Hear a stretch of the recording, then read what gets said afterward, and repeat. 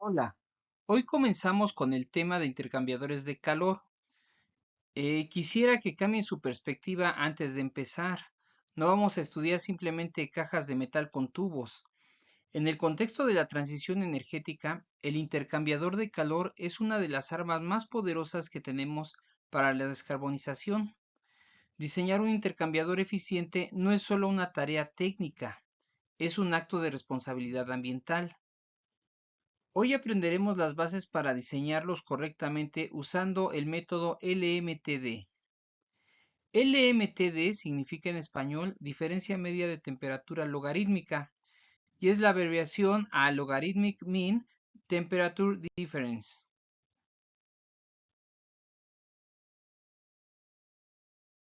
La pregunta es, ¿por qué es esto relevante para su carrera?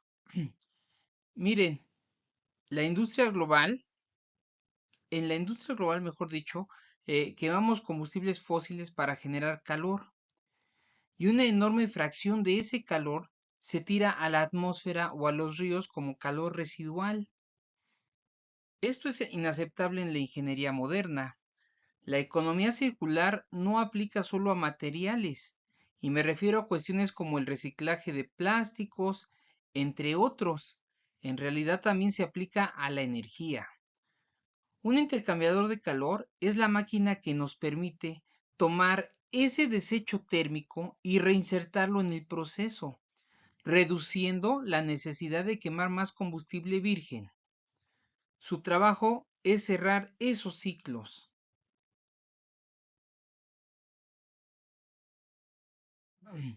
Técnicamente, es un aparato que evita que dos fluidos se mezclen mientras transfieren energía, pero conceptualmente, véanlo como si fuera el riñón de un sistema energético industrial. Un sistema sin recuperación de calor es metabólicamente ineficiente. Ya sea en una planta geotérmica, en la pasteurización de leche o en la producción de hidrógeno verde, el intercambiador es el componente que hace viable el balance energético y económico del proyecto.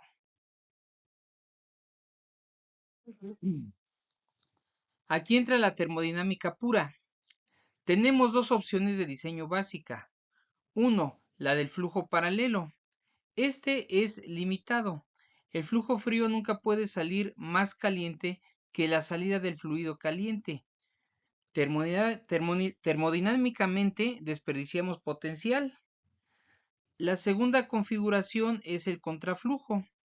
Este es el estándar de oro de la sostenibilidad. Al ir en direcciones opuestas, mantenemos una diferencia de temperatura constante y esto permite que el fluido frío salga casi a la temperatura de entrada del caliente, maximizando la recuperación de energía. Es decir, tenemos una calidad de energía. Como regla general, si pueden elegir, elijan siempre el contraflujo.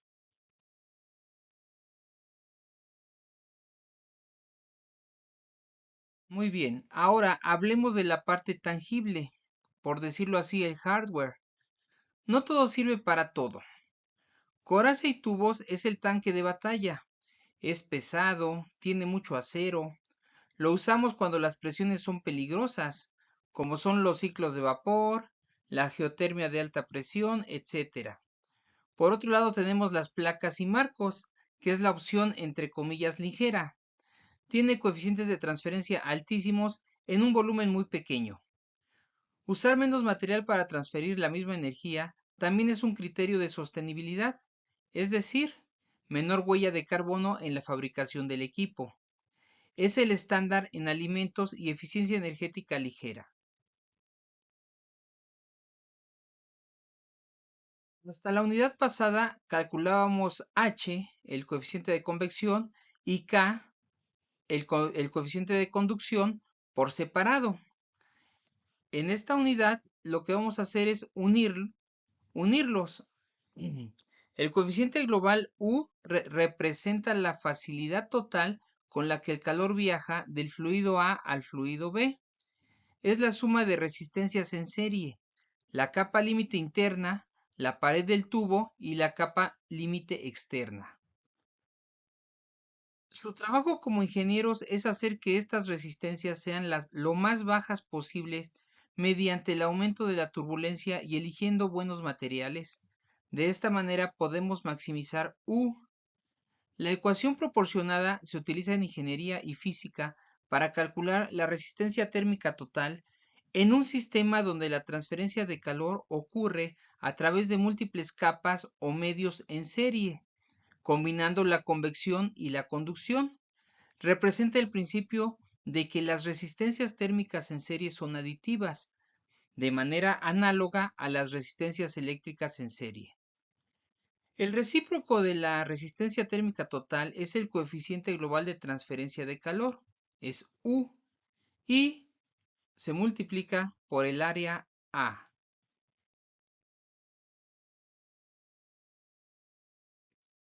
Ahora bien, aquí es donde la teoría choca con el mundo real.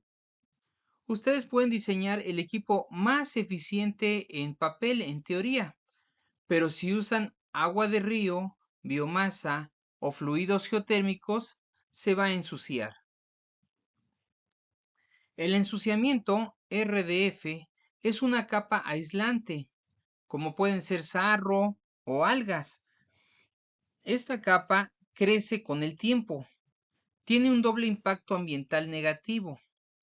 Por una parte, bloquea el calor y como consecuencia quemamos más combustible para compensar.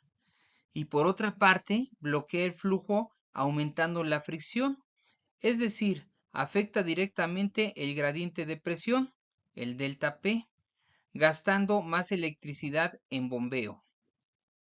Diseñar sin considerar RDF o RF es negligencia ingenieril. Ahora vamos a ponerle números. Tenemos un equipo de alta tecnología, un valor alto de U cuando está limpio, pero le introducimos un factor de ensuciamiento pequeño, por ejemplo 0.0004. Ahora calculen el U sucio y díganme cuánto rendimiento perdimos. Se darán cuenta de que el mantenimiento y el tratamiento de agua son tan importantes como el diseño térmico.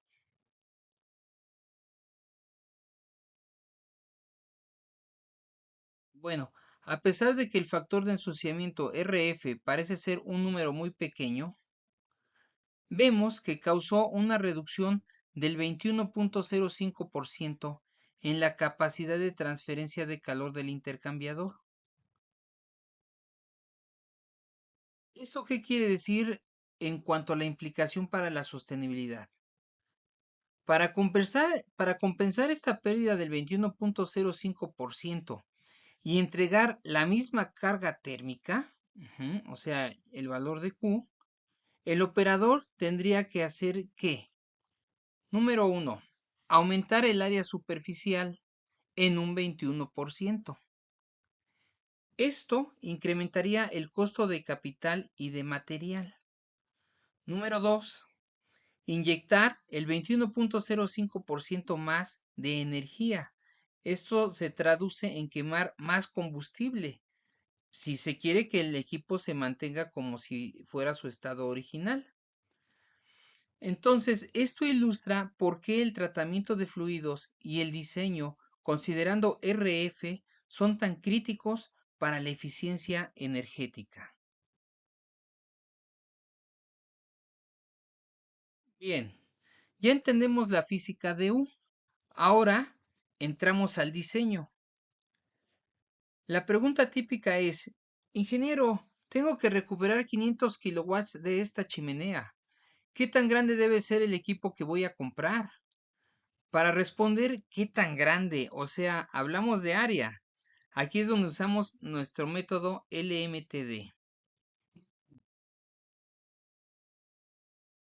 ¿Qué nos complicamos con los logaritmos? ¿Por qué no utilizamos un modelo promedio simple? Porque pues la naturaleza no es lineal. A medida que los fluidos intercambian calor, la diferencia de temperatura, el delta T, disminuye. y la transferencia se vuelve más lenta. Un promedio aritmético sobreestimaría la capacidad del equipo y terminaríamos instalando algo que no funciona. La media logarítmica LMTD es el promedio que se ajusta a lo termodinámicamente correcto. Por eso es que usamos la diferencia media logarítmica. Bueno, nos tenemos que grabar esta ecuación de memoria. Q es igual a U por A por el delta T LM. Este es el balance de sus decisiones. ¿Por qué? Q es su meta de sostenibilidad, la energía recuperada. U sería en todo caso su tecnología y mantenimiento. Y el delta TLM es su configuración de flujo, es la física del fluido. A es el costo y el material, o sea, la inversión, cuánto voy a invertir. Para un valor de Q fijo, si mejoramos U o delta TLM, podemos reducir el área y de esta manera ahorramos dinero y materiales. Expliquemos esto. Estamos en una planta de biogás. Necesitamos precalentar el lodo frío usando el agua caliente que ya tenemos. Es decir, queremos hacer una cogeneración. En este caso les pido que calculen los delta T en los extremos. Calculen el LMTD y finalmente díganme cuántos metros cuadrados de superficie necesitamos comprar. Fíjense cómo el contraflujo nos ayuda a mantener una fuerza impulsora alta.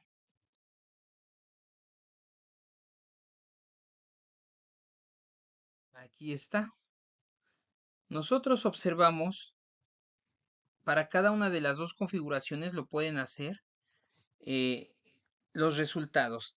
El delta T1 para el contraflujo lo podemos determinar por una diferencia de temperaturas. El delta T en la entrada o en un extremo del tubo. No necesariamente lo tenemos que llamar entrada o salida cuando hablamos de contraflujo. Posiblemente cuando hablamos en cuestiones de flujo en paralelo es viable. Entonces consideren estas partes, por favor. Consideren las entradas que tenemos en flujo en paralelo y cuando hablamos de contraflujo hablamos nada más del extremo 1 y del extremo 2. Y aquí están los datos que necesitamos para hacer nuestro diseño. Ahora bien, la diferencia media logarítmica de temperaturas o LMTD, por sus siglas en inglés, es una diferencia de temperatura por lo que se expresa en unidades de temperatura. Las más comunes utilizadas son grados Celsius, Kelvin, grados Fahrenheit. El Sistema Internacional de Unidades, la unidad oficial de temperatura es el Kelvin. Sin embargo, dado que el delta TLM es una diferencia de temperatura, las unidades de grados Celsius y Kelvin son intercambiables en los cálculos, ya que el tamaño de un grado en ambas escalas es el mismo. Recordemos que los grados Kelvin es igual a los grados centígrados más 273.15. Entonces se mantiene, ¿verdad? Es el mismo grado en ambas escalas. Para que el precalentador solar transfiera 150 kilowatts de calor de forma continua entre estos fluidos en una configuración de contraflujo, con un valor de U de 400 watts por metro cuadrado Kelvin, se requiere un área de transferencia superficial mínima de 15.21 metros cuadrados. Este resultado es el punto de partida para seleccionar un equipo comercial o comenzar el diseño mecánico del intercambiador, es decir, el número de tubos, la longitud, etc. El LMTD asume un contraflujo perfecto, pero en realidad a veces usamos radiadores de flujo cruzado o intercambiadores de coraza con múltiples pasos por razones mecánicas. Esos flujos son menos eficientes que el contraflujo puro. Tenemos que castigar nuestro cálculo. Usamos el factor de corrección F. Si F es igual a 0.9, nuestro equipo rinde al 90% respecto al ideal. Nuestra ecuación final es Q igual a U por A, el área, por nuestro factor F por el delta T LM CF. El subíndice CF significa counterflow, es decir, contracorriente. Se utiliza para especificar que es esa la diferencia de temperatura media logarítmica, calculada asumiendo un flujo ideal a contracorriente, que este es el escenario más eficiente y proporciona la máxima diferencia de temperatura media posible para un conjunto dado de temperaturas de entrada y de salida. Ahora bien, para hallar F no integramos ecuaciones diferenciales cada vez. En vez de esto, usamos gráficos estandarizados basados en dos parámetros adimensionales: P, que es la eficiencia térmica, y R, que es la relación de capacidades. Como regla de diseño sostenible, si su cálculo da un F menor a 0.75, tienen que rediseñar. Están forzando demasiado las temperaturas y desperdiciando área de transferencia de manera ineficiente.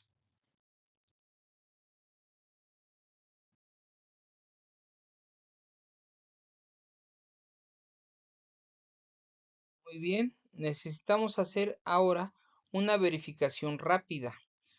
Miren este condensador geotérmico. Calculen P y R. Vayan al gráfico y encuentren F. Y díganme, ¿es un buen diseño? ¿Estamos en la zona de caída pronunciada del gráfico?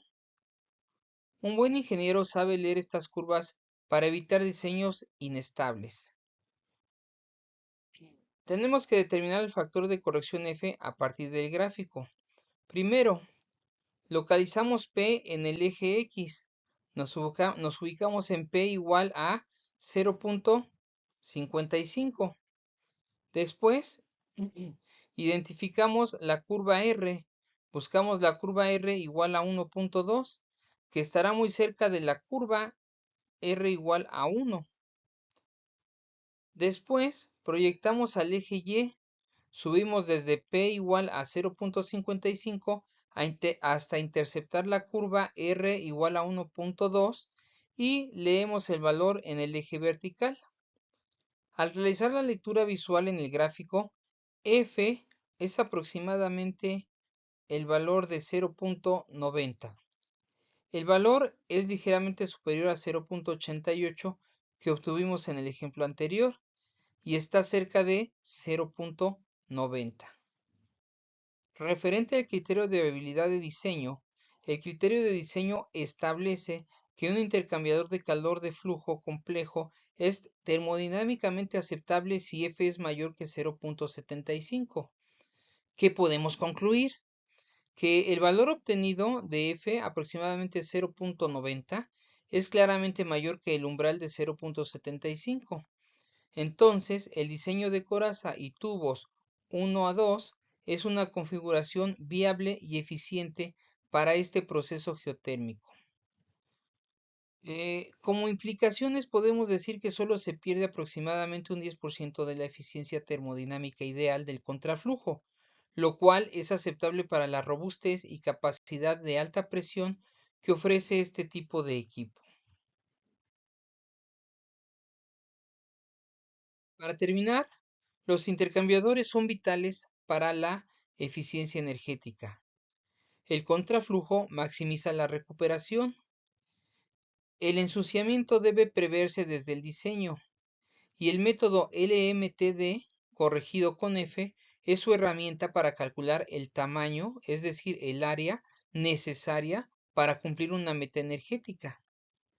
En la próxima clase veremos el problema inverso.